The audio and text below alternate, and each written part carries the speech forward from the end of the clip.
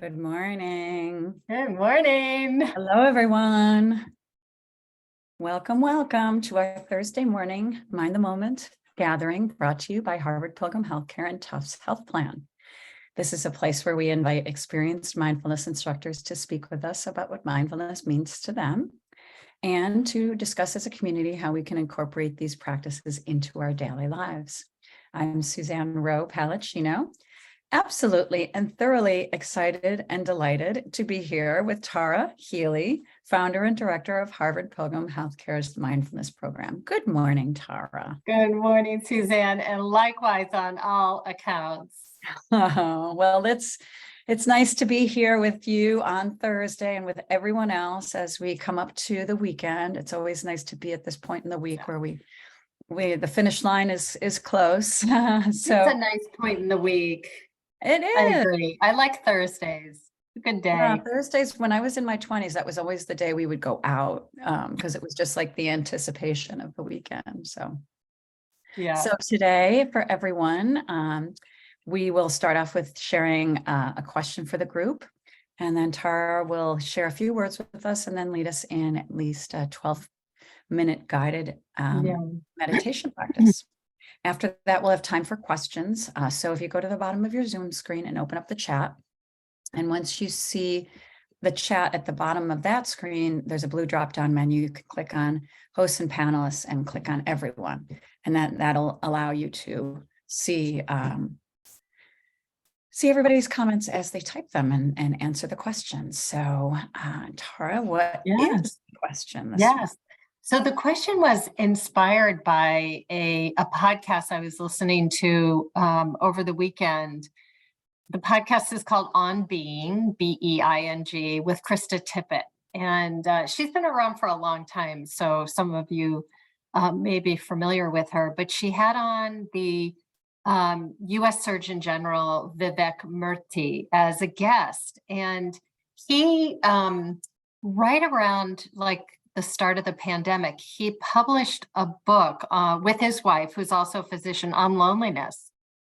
And it's so interesting because I felt like it's almost like he had some understanding of what we were going to be going into, because he clearly worked on the book, in the even years prior to the pandemic. It's just that it happened to be published in March of 2020. And, but anyway, in the interview with Krista, which I thought was wonderful and highly recommend it, he shared his own loneliness and feelings of isolation and how important it is to feel connected. And, and I really thought about, gratitude for his vulnerability and sharing his own, but that how important having some support network is, whether that's one person or even a pet or even something in nature, a place where you feel connected. So my question is related, and it's who or what provides that connection for you, so that when you are experiencing isolation or loneliness, this is a person for whom you can connect in with, a person or a being or a place. So I'm sort of expanding a little bit on his. So I'm saying, is there someone in your life where the relationship's uncomplicated? They have your best interest. And it could also be an animal. So if there's a pet that, just provided that sense of, connection, because it's really about, feeling connected in and feeling that support. But I also expand it more to say, even if there's a place in nature. So what is that place? What is that pet? Who is that person? Any of those are fine. And Suzanne, we'll start with you.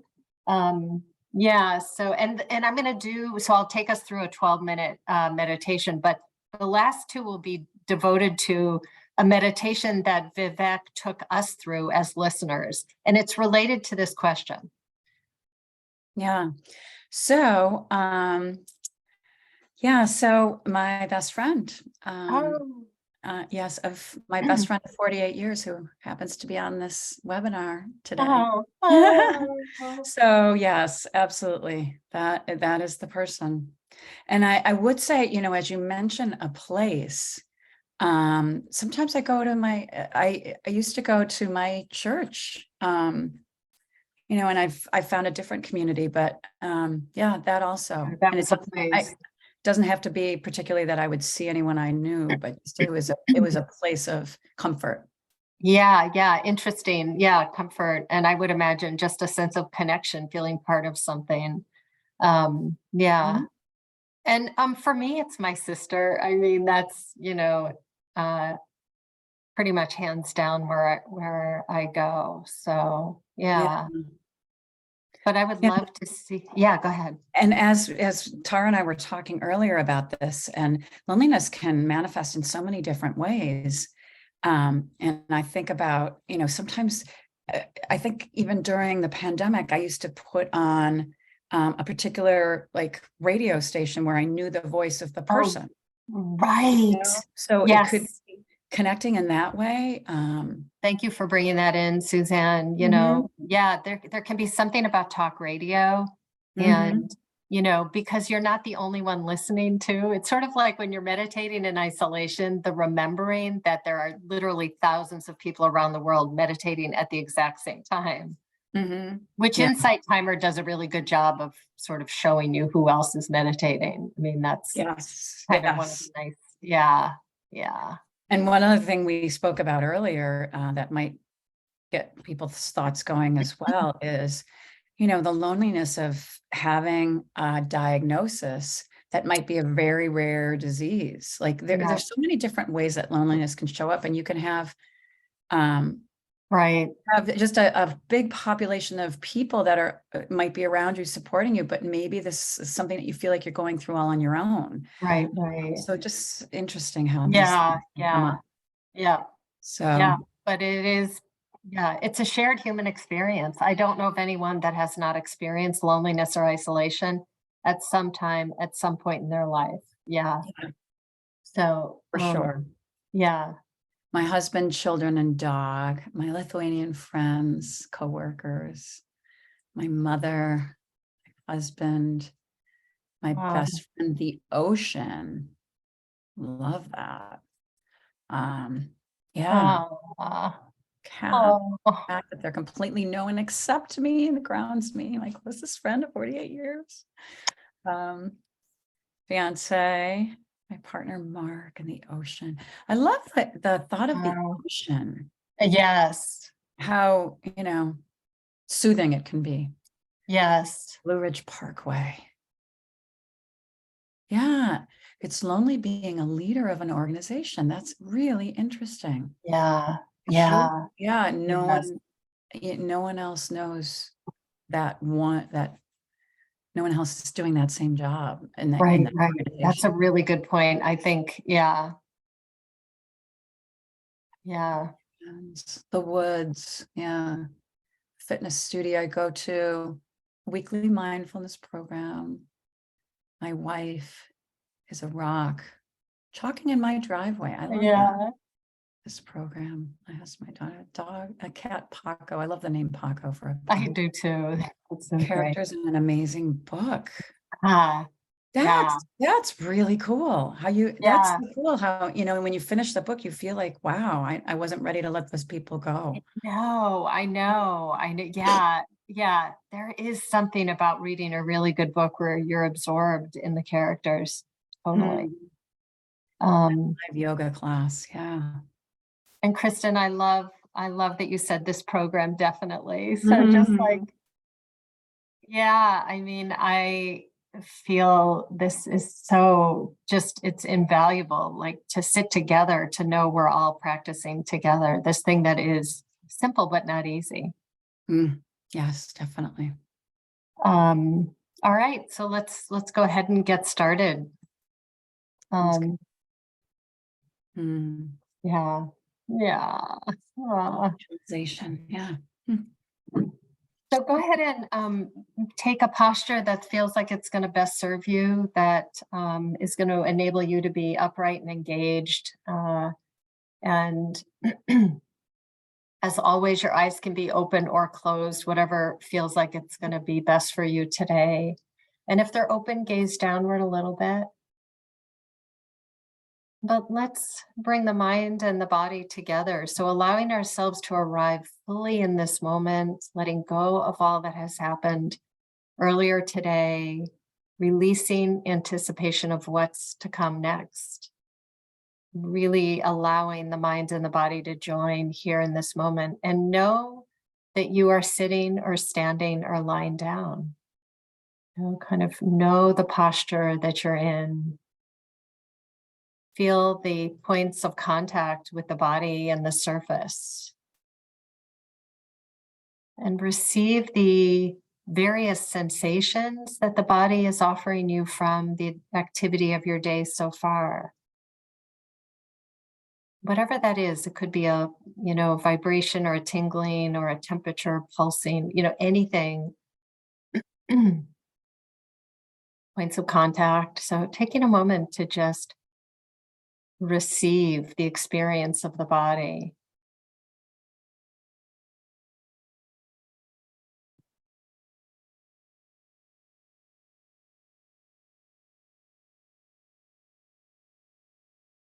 And nothing really to do, but just receive. So you don't have to go looking for anything. And it may feel pleasant, may feel unpleasant. Regardless, simply receiving in whatever form these various sensations are arriving.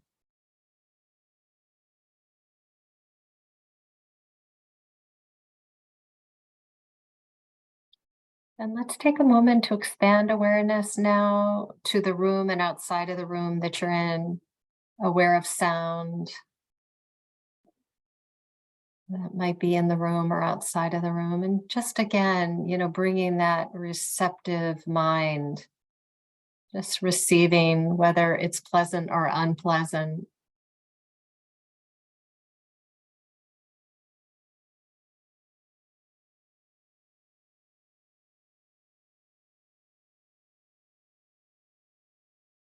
And bringing awareness back inward to the body and beginning to look for something that will stabilize and anchor the wandering mind.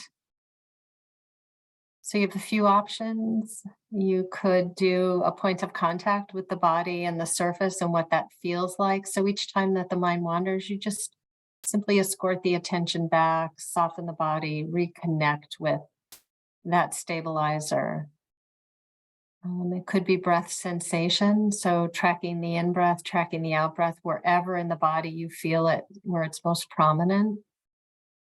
Might be the rise and fall of the belly or the area around the chest or nostrils, or even just movement. So as the body moves when you inhale and moves when you exhale, feeling from the inside the sensations.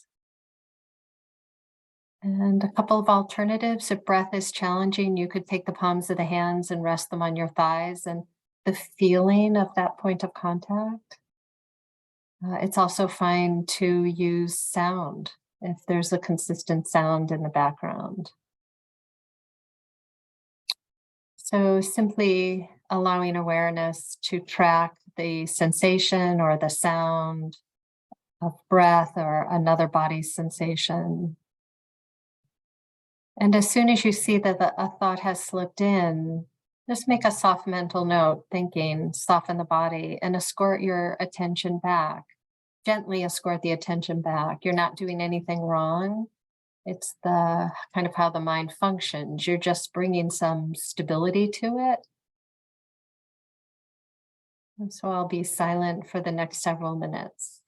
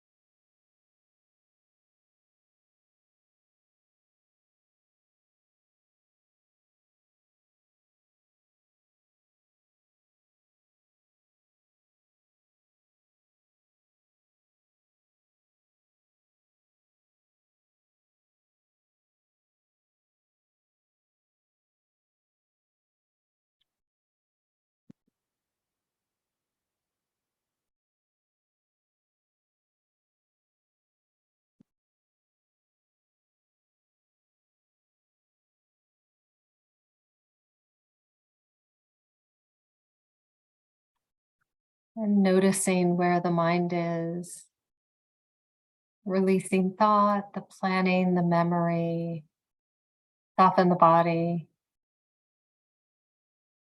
and escort your attention back to your anchor.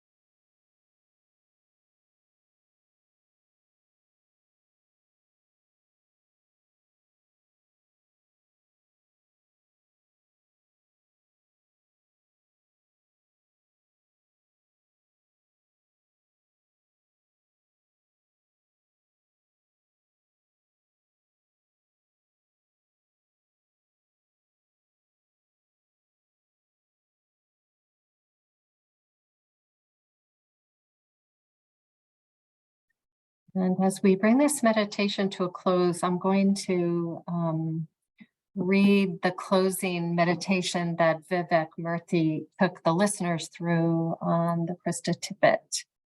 And I'm going to really read this verbatim, but I want you to make any adjustments. So for instance, if he says eyes open or eyes closed, you can keep them open. Just, adjust as works for you. So just raise your right hand and place it over your heart and close your eyes.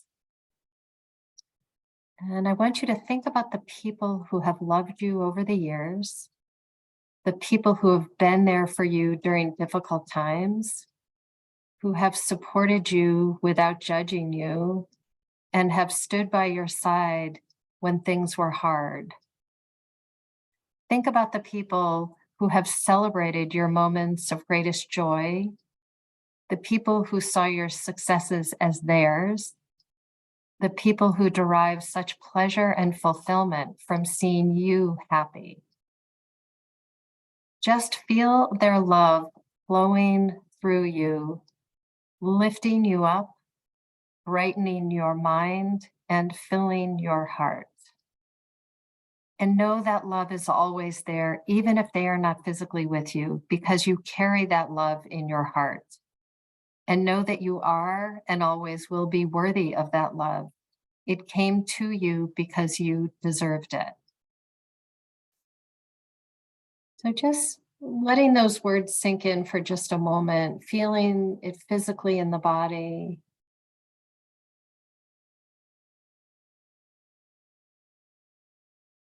Holding those people, that place, that pet in your awareness, and feel physically how that is.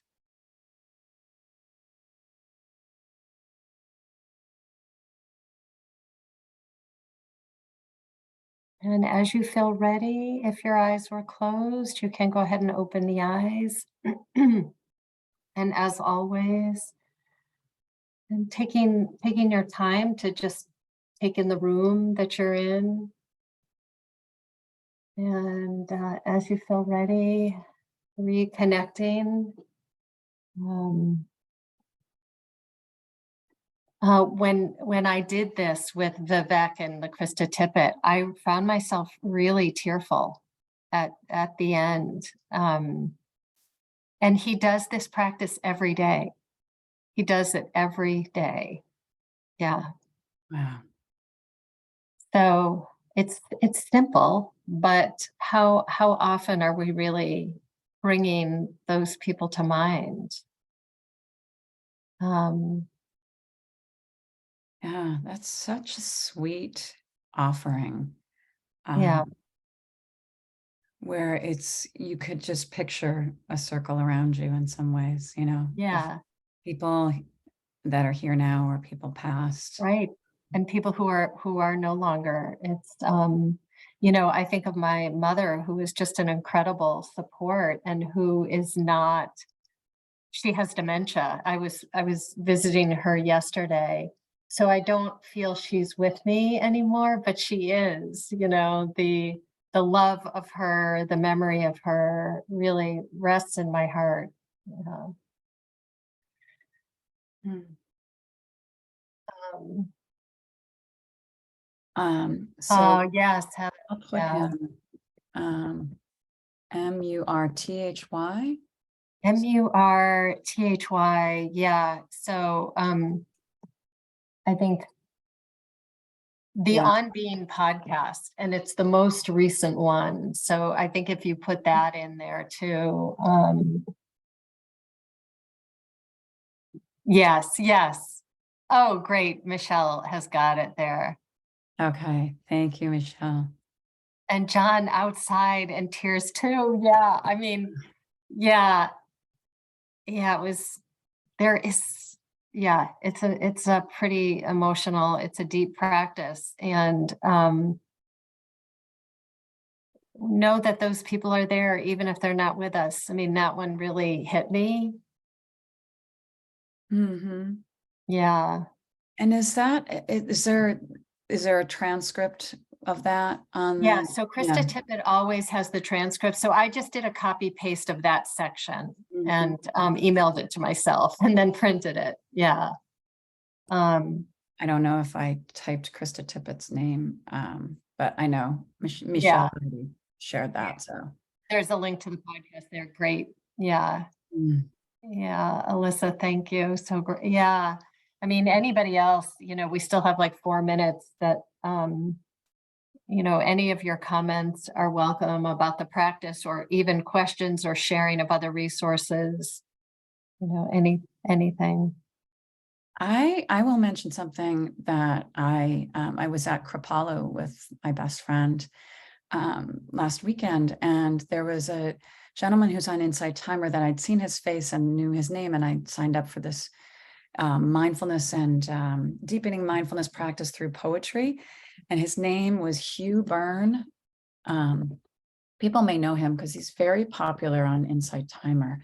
Yeah, I'm He's gonna write that British. down because I feel like I've heard his name, but are you Yeah, putting it in? Yeah. I am. Okay. He it was just a really amazing weekend, Wow. and just weaving in the poetry in the midst of just learning about mindfulness practice for people that are new to it, and also Yeah. deepening one's practice. So it was lovely. So I will highly recommend him, and I think he does 9 a.m. He lives in Washington D.C., but 9 a.m. on Sundays he has a sangha, a little community group Oh. that meets online. Oh, nice. Yeah. So if that fits into your weekend. Yeah. Thanks, Suzanne. Good to know. Mhm. Yeah. There are a lot of options. I know Mark Coleman, he wrote the book Awake in the Wild. And since many of us talk about nature, there is he's doing a meditation retreat with, it's sponsored by Eric Forbes. So Eric and Mo used to run the DC conference on mindfulness and business. So, but Eric is out in California now and they're sponsoring, and it's free. It's free. So I would Google Mark Coleman if you're interested. I don't have the info right with me, but And Mark what was it Coleman. again, Tara? If you go to Mark, M-A-R-K, Coleman, C-O-L-E-M-A-N. Yep. No, yep. He wrote a book called Awake in the Wild. And I want to say, hold on, let me see if I can, since we have I a have minute it. I left. have it up. I have it up. So Awake in the Wild. And so I know I've recently gotten an email from Eric Forbes about something. I get them Yeah, this fairly could regularly. be. Yeah, hold on. It's called the Nature Summit. Ah, Yeah, the Nature Summit. And there's great, really good people on this. It's May 9th to the 15th, and you have 48 hours to watch each of them, and they're free. okay. I just Yeah. found it. I'll put the link in. Yeah. Learn at your own pace from renowned authors, scientists, and mindfulness teachers and indigenous elders. It's an incredible lineup of people. Okay. So again, like, we have access to some really good free stuff. Yes. Well, it's really wonderful too that a lot of this is free with an opportunity for donation. So Mhm. that just in itself is wonderful. You know, Yeah. it's accessible. Yeah. Oh, and I'm so glad that we were able to all be together this I morning. know, me too. Yes, to everyone. Yes. Yeah, so lovely, Tara. Thank you for bringing up just an amazing opportunity for practice and just Yeah.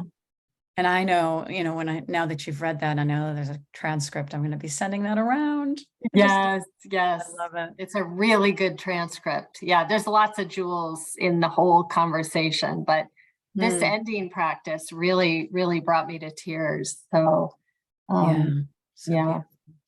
Well, it's so nice to be with all of you. We'll be back here on Tuesday. Zinat Potia will be here. It seems like forever since she's been with us. So I Good. love being with her on Yes. Tuesday. So we'll be here on Tuesday. I wish everyone a good end to their week and Yeah. a nice weekend. Yes. Thank you, everybody. Thank you. It wouldn't be the same without you. So have a great day. Thanks, Tara. Yeah.